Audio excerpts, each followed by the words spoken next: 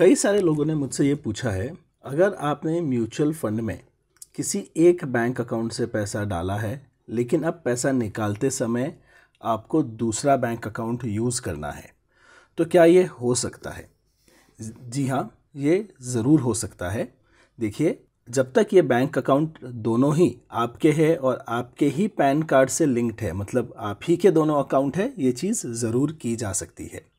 लेकिन इसे करने के तरीके जो है वो इतने सीधे नहीं है, क्योंकि आपने देखा होगा स्टॉक मार्केट में जब आप पैसा डालते हैं, कोई भी ऐप ले लीजिए, जैसे यहाँ पर मैं ग्रो पर हूँ। ग्रो में जो है स्टॉक मार्केट में मैं अलग अलग बैंक अकाउंट लिंक कर सकता हूँ, किसी से भी पैसे डाल सकता हूँ, किसी में भी निकाल सकता हूँ। लेकिन जब म्यूचुअल फंड की बात आती है, आपके हर म्यूचुअल फंड परचेज का एक फोलियो बनता है और इस फोलियो में जिस बैंक अकाउंट से पैसा गया था वो पैसा उसी बैंक अकाउंट में निकलता है। अब ये मैं आपको ग्रो ऐप में डेमो कर रहा हूँ, लेकिन हर ऐप में यही तरीका है। समझो कि मैं अपना कोई भी एक म्यूचुअल फंड पकड़ लेता हूँ, इस म्यूचुअल फंड को मैं रिडीम क्लिक करता हूँ। जब मैं रिडीम करूँगा वो मुझे बोलेगा भैया कौन सा फोलियो रिडीम कर रहे हो, आपने 2 फोलियो यहाँ पर अलग अलग लिए हैं। तो मैं किसी भी एक पर रिडीम क्लिक करता हूँ और आप देखेंगे यहाँ पर मेरा एक बैंक अकाउंट कोटक बैंक का ऑलरेडी सेलेक्टेड है। यहाँ पर मैं रिडीम ऑल कहूँ तो यहाँ पर जो है बैंक अकाउंट चेंज करने का मुझे ऑप्शन नहीं मिलता है। वो क्या कहते हैं, अकाउंट तो भैया गवर्नमेंट कहती है कि जिस पैसे से आया था उसी में जाएगा, मतलब ये बैंक अकाउंट आपके फोलियो से लिंक्ड है। लेकिन चेंज बैंक करना हो तो देखो, ग्रो ने मेरे को यहाँ पर एग्जिट के टाइम पे बटन दे दिया। अगर आप ग्रो पर नहीं हो तो भी कोई बात नहीं, इसका तरीका सेम होगा। चेंज बैंक क्लिक करने पे और कुछ नहीं होता है, आप एक सपोर्ट के आर्टिकल में आते हो जहाँ पर आपको 2 से 3 तरीके बताए जाते हैं। बट एक चीज़ समझ लीजिए, अगर आपका इन्वेस्टमेंट 10 लाख से कम का है तो आप म्यूचुअल फंड सेंट्रल, जो कि एक गवर्नमेंट वेबसाइट है, वहाँ पर जाके अपना बैंक अकाउंट चेंज कर सकते हैं। तो उस प्रोसेस को हम कैसे करते हैं अभी समझेंगे। आप किसी भी ऐप को यूज़ कर रहे हैं, 10 लाख से नीचे है आपका म्यूचुअल फंड इन्वेस्टमेंट, आपके फोलियो से जो बैंक अकाउंट लिंक है उसे चेंज करना हो तो यहाँ पर ये लिंक है। ये लिंक मैं आपको डिस्क्रिप्शन में भी दे दूंगा म्यूचुअल फंड सेंट्रल का। अब ये ऑल इन वन प्लेटफॉर्म होता है आपके इन्वेस्टमेंट्स को मैनेज करने का। यहाँ पर अब ये ऐप जो है मैं पहली बार यूज़ कर रहा हूँ, ये ऑथराइज्ड ऐप है तो मुझे कोई डर नहीं है। तो मैं गेट स्टार्टेड क्लिक करूँगा। यहाँ पर जो है मुझे मेरा पैन नंबर और मोबाइल नंबर डालना है शुरू करने के लिए, तो दोनों चीज़ को मैं एंटर कर देता हूँ। यहाँ पर मैंने अपना पैन नंबर मोबाइल नंबर डाल दिया है। अब मैं क्रिएट अकाउंट पर क्लिक करूँगा। यहाँ पर OTP मेरे मोबाइल पर आ गया, उसे मैं एंटर कर देता हूँ और वेरीफाई OTP का बटन दबा देता हूँ। यहाँ पर जो है अपना नाम और पासवर्ड मुझे सेट करने के लिए कहा जा रहा है, जिससे मेरा ये अकाउंट बन जाएगा। तो दोनों चीज़ को मैं सेट कर देता हूँ।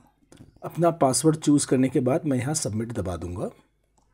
अब यहाँ पर 2 फैक्टर ऑथेंटिकेशन के लिए देखिए, मेरा यूज़र आईडी मेरा पैन नंबर है। आपको ये नंबर यहाँ नहीं दिखेगा, बट ये एक्चुअली मेरा पैन नंबर मेरा यूज़र आईडी बन गया है। और यहाँ पर मुझे 4 सिक्योरिटी क्वेश्चन सेलेक्ट करने हैं और उनके आंसर लिखने हैं। तो यहाँ पर जो है आपको 4 क्वेश्चन सेलेक्ट करने हैं, उनके खुद के आंसर लिखने हैं, जिससे जो है आपका अकाउंट रिकवरी हो सके फ्यूचर में। यहाँ पर 5 क्वेश्चन सेलेक्ट करके उनके आंसर, ये मेरे आंसर आपको ब्लर्ड दिखेंगे, लेकिन आंसर मैंने यहाँ लिख दिया। मैं अब सबमिट दबा दूंगा। ये रजिस्ट्रेशन मेरा अब पूरा हो चुका है। अब यहाँ पर हमें लॉगिन करना है, तो दोबारा जो है हम हमारे पैन नंबर और जो पासवर्ड है वो सेट करके यहाँ पर साइन इन करेंगे। साइन इन करते समय मेरा एक सिक्योरिटी क्वेश्चन मुझसे वापस पूछा जा रहा है, जिसे एंटर करके 5 में से एक क्वेश्चन का सही जवाब यहाँ देकर मैं जो है वापस लॉगिन कर सकता हूँ। मैं यहाँ पर आंसर लिखने के बाद सबमिट दबाऊंगा। अब यहाँ पर MF सेंट्रल का मेरा अकाउंट बन गया है। चलिए बैंक अकाउंट चेंज का हम जो है तरीका ढूंढते हैं। यहाँ पर मैं व्यू पोर्टफोलियो पर क्लिक करता हूँ और हर फंड हाउस की जो है यहाँ पर होल्डिंग्स मुझे दिख जाएगी।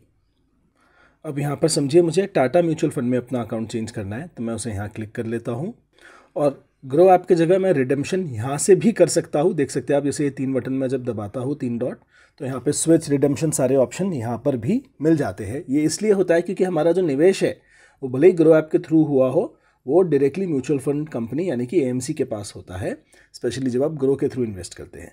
इसलिए यहाँ पर आपको सारे कंट्रोल्स मिल जाते हैं। कल वो ऐप बंद भी हो जाए या ना चले तो आप यहाँ पर आके एक्सेस कर सकते हैं। तो यहाँ पर मैं रिडेम्पशन क्लिक करता हूँ और देखता हूँ कि बैंक अकाउंट चेंज करने का ऑप्शन मिलता है क्या। अब यहाँ पर बैंक अकाउंट चेंज के लिए मुझे ऑप्शन मिला है ऊपर, यहाँ पर हैमबर्गर मेन्यू जो है उस पर क्लिक कीजिए और सर्विस रिक्वेस्ट में जाइए। सर्विस रिक्वेस्ट में आने के बाद यहाँ पर आप देखेंगे कई सारे ऑप्शंस आते हैं। तो यहाँ पे हम स्क्रॉल करेंगे और देखिए चेंज बैंक अकाउंट डिटेल्स यहाँ पर है। इसे हम क्लिक करते हैं। अब अलग अलग फंड हाउस हमें यहाँ दिखेंगे। इसमें हमें टाटा में हमारा बैंक अकाउंट चेंज करना था, हम टाटा क्लिक करते हैं। यहाँ हमें दिख रहा है कि हमारा कोटक का बैंक अकाउंट है, अब इसे हमें चेंज करना है, तो हम यहाँ पर इस फोलियो पर क्लिक करेंगे। यहाँ पर आगे बढ़ने के लिए हम सबमिट दबाते हैं। अब ये कह रहे हैं कि आपके न्यू बैंक अकाउंट जो है आप यहाँ पर एंटर कीजिए।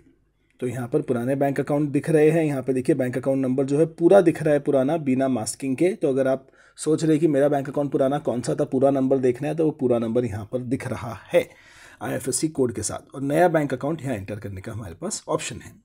अब यहाँ पे बैंक अकाउंट डिटेल्स डालने के बाद आपको 2 डॉक्यूमेंट भी देने होते हैं। एक पुराने बैंक अकाउंट का कलर स्कैन चेक का, और एक नए बैंक अकाउंट का कलर स्कैन जो है चेक का आपको यहाँ पर अटैच करना होता है। इन दोनों चीज़ को अटैच करने के बाद यहाँ पर आप सबमिट का बटन दबा सकते हैं, और प्रोसेसिंग के लिए कुछ दिन लगेंगे और आपका बैंक अकाउंट जो है आपके इस फोलियो के लिए चेंज हो जाएगा। और इसी चीज़ को आप रिपीट कर सकते हैं अपने सारे फोलियोज़ के लिए।